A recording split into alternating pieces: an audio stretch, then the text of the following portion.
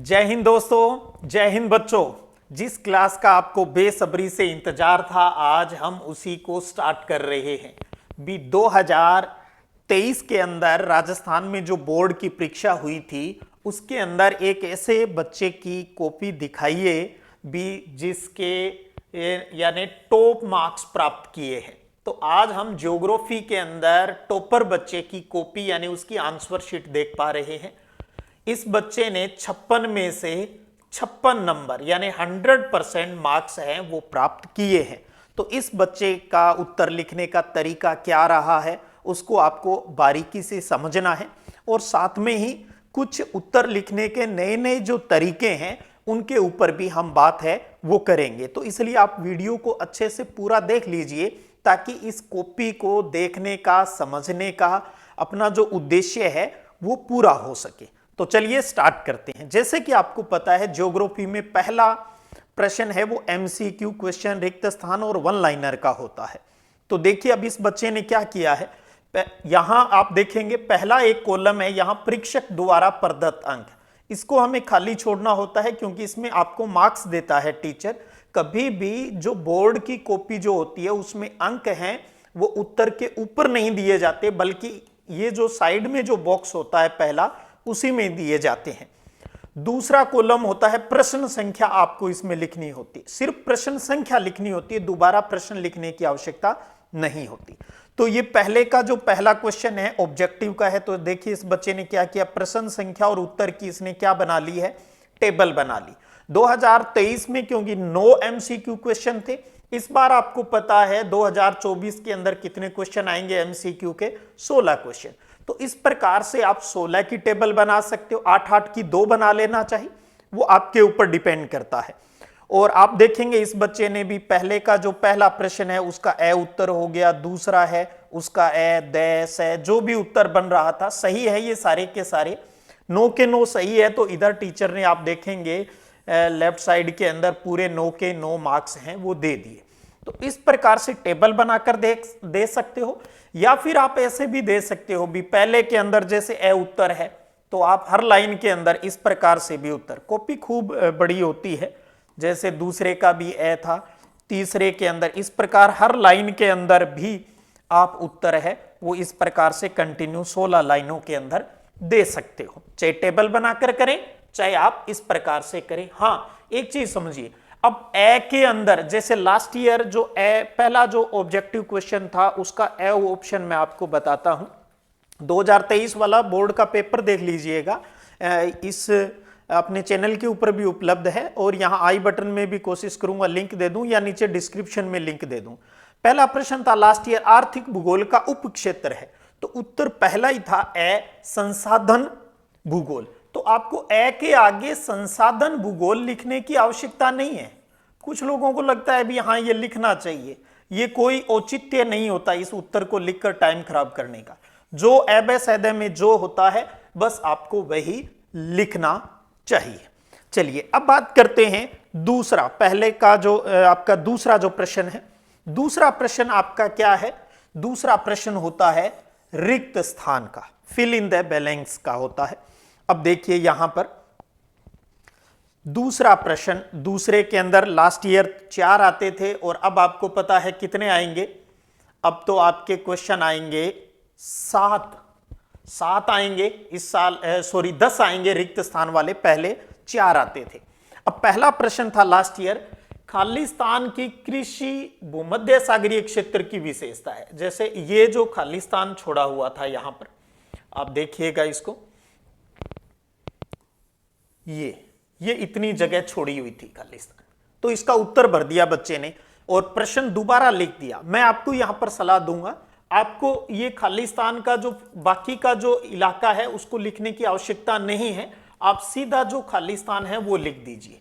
तो यहां क्योंकि एग्जामिनर जो बोर्ड की कॉपी जांचता है उसके पास बोर्ड है एक स्टैंडर्ड उत्तर तालिका भी भेजता है, तो उस उत्तर तालिका के हिसाब से चाहे आप यहां पर खट्टे फल लिख देते, चाहे आप अंगूर लिख देते, जैतून लिख देते या अंजीर लिख देते, सही था। भी खालिस्तान की कृषि भूमध्य सागरीय क्षेत्र की विशेषता है तो कोई भी उत्तर लिख सकते थे।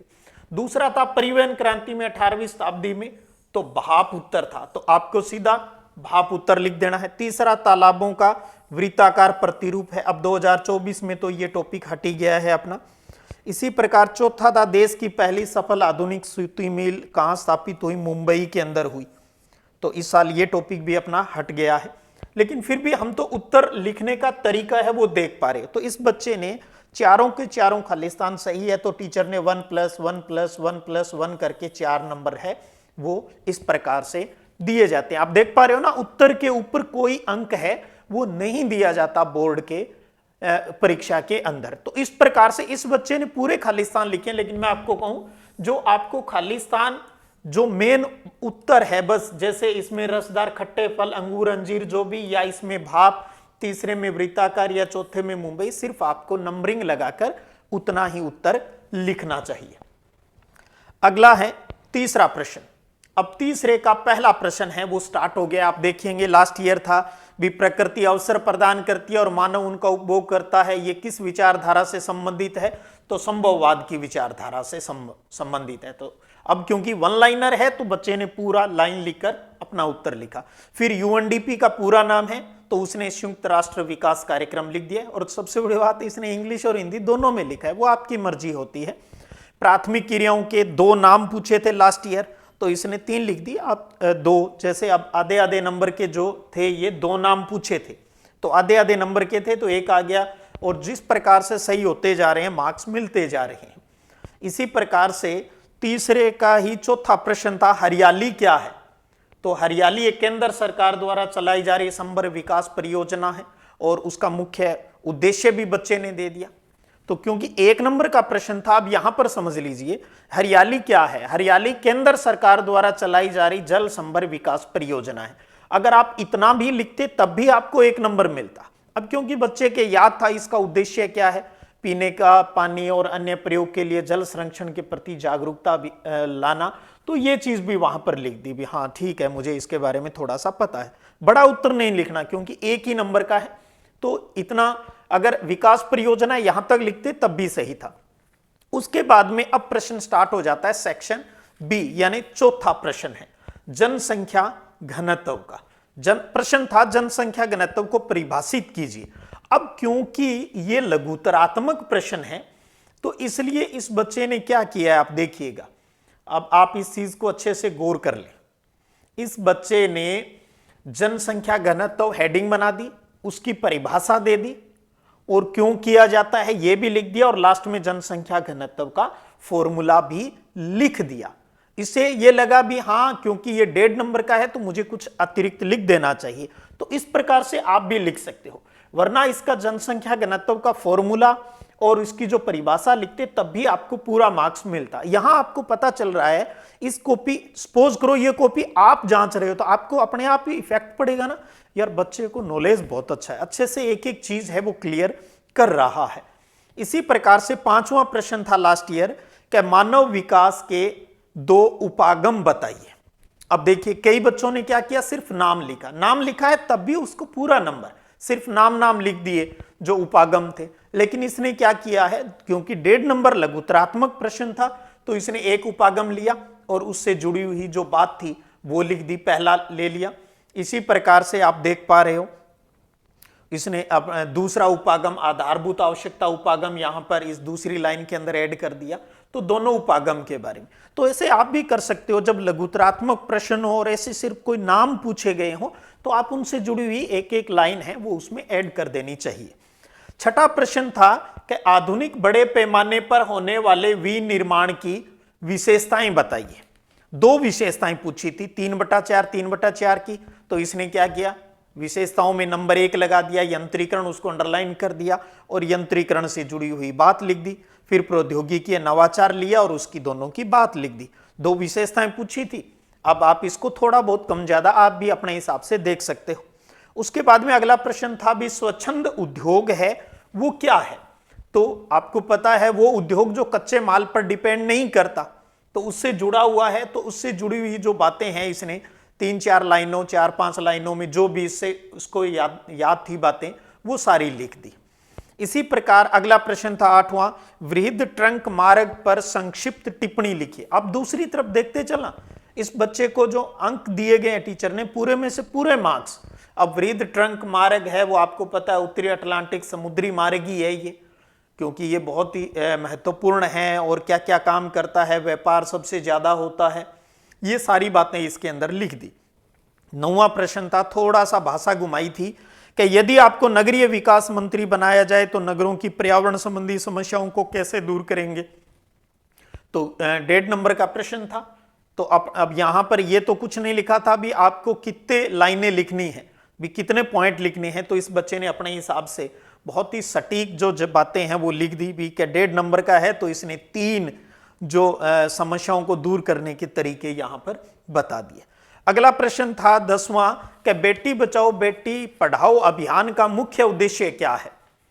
तो लिख दिया उसने, लिंगानुपात और महिला सशक्तिकरण को बढ़ावा देना है, कन्या भ्रूण हत्या को रोकना, और इस प्रकार की बातें उसने लिखी। बहुत ही बढ़िया बढ़िया अपनी भाषा में लिखा हुआ आंसर।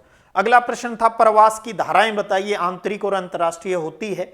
इस साल ये अपने 2024 के बोर्ड परीक्षा में ये टॉपिक हट गया है, तो इसने तो पूरा अच्छे से एक एक बात को क्लियर कर दिया यहां पर। और उसके बाद में था अगला प्रश्न, गैरीसन नगर को परिभाषित कीजिए। भी गैरीसन नगर क्या होते हैं और उनके एग्जाम्पल देने थे। तो देखिए, आप देख पा रहे हो, छावनी नगर भी कहा जाता है, ये रक्षा की दृष्टि से महत्वपूर्ण सामरिक महत्व के नगर हैं, फिर एग्जाम्पल दे दिए। इसके बाद में प्रश्न था कि जैव ऊर्जा की संक्षेप में व्याख्या कीजिए। तो जैव ऊर्जा जो अपरंपरागत ऊर्जा स्रोत का जो टॉपिक था, उससे जुड़ी हुई सारी बातें बच्चे ने बहुत ही अच्छे तरीके से यहां पर एक्सप्लेनेशन है वो किया, तो टीचर ने पूरे में से पूरे मार्क्स दे दिए। उसके बाद में प्रश्न था, सतत पोषणीय विकास का क्या अर्थ है। तो सतत पोषणीय विकास क्या होता है, भावी पीढ़ी के लिए जो किया जाता है। फिर इसने WECD वाली बर्टलैंड रिपोर्ट की जो बातें हैं वो भी इस प्रश्न के अंदर ऐड है, वो कर दी और अपने उत्तर को अच्छे से एक्सप्लेन है वो किया है।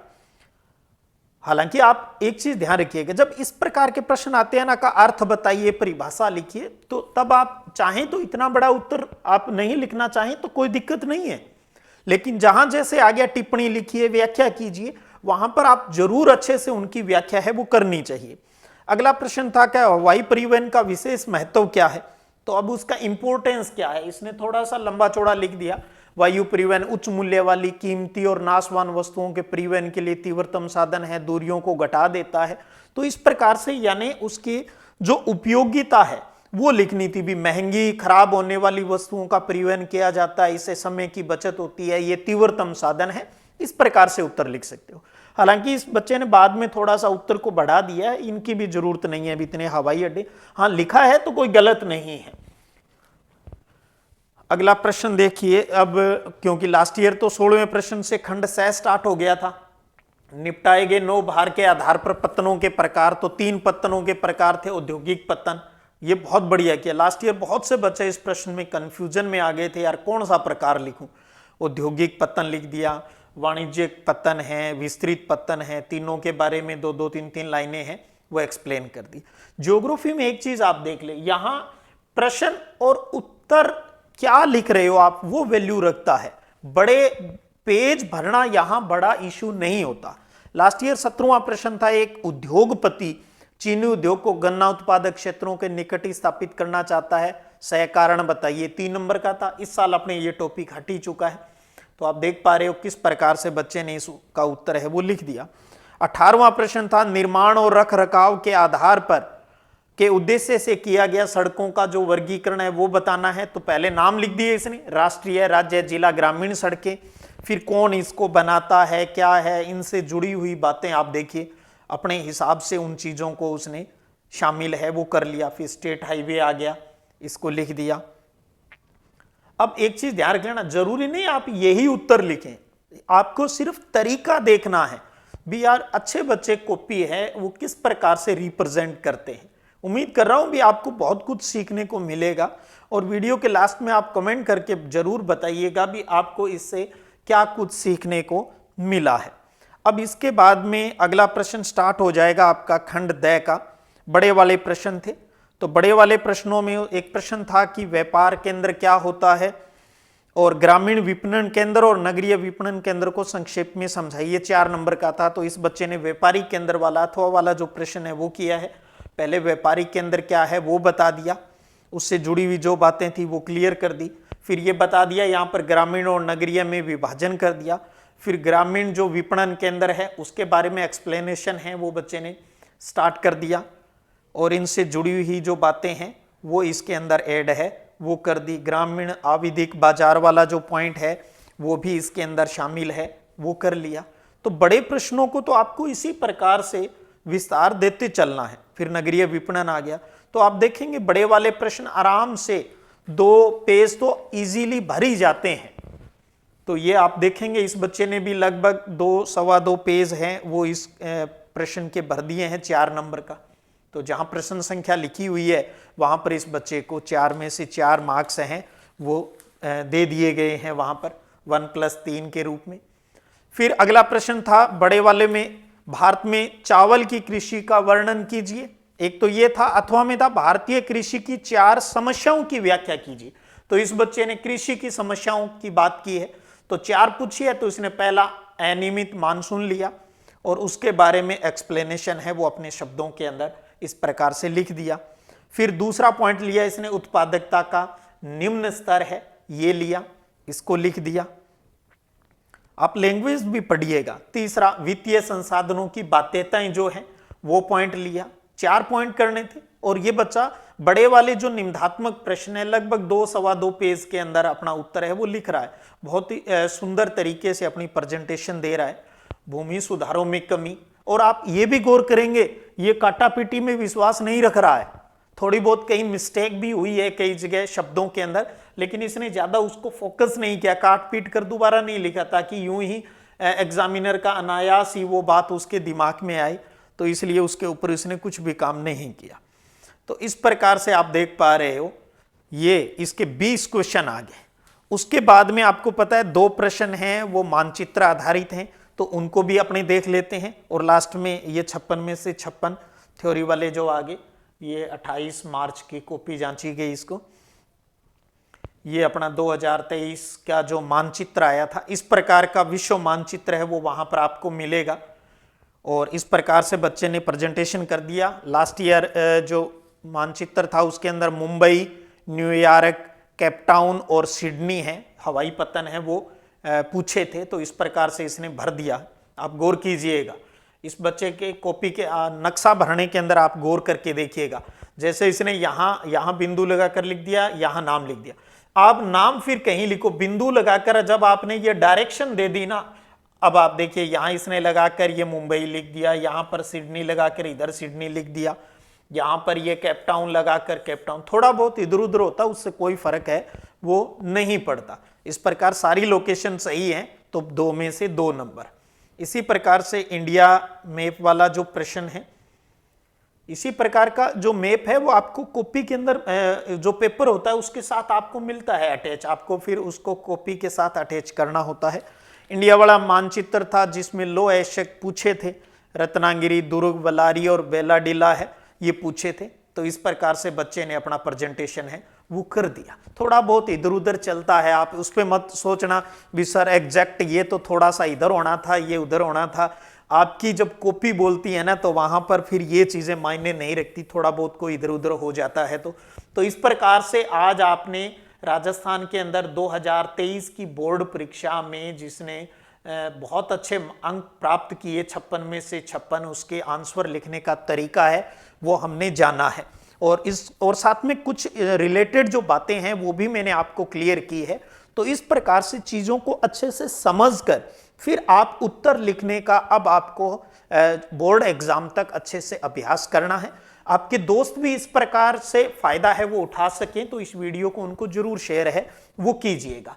चलिएगा, इसी प्रकार की अन्य महत्वपूर्ण बातों को लेकर फिर उपस्थित होऊंगा। तब तक जय हिंद, जय भारत।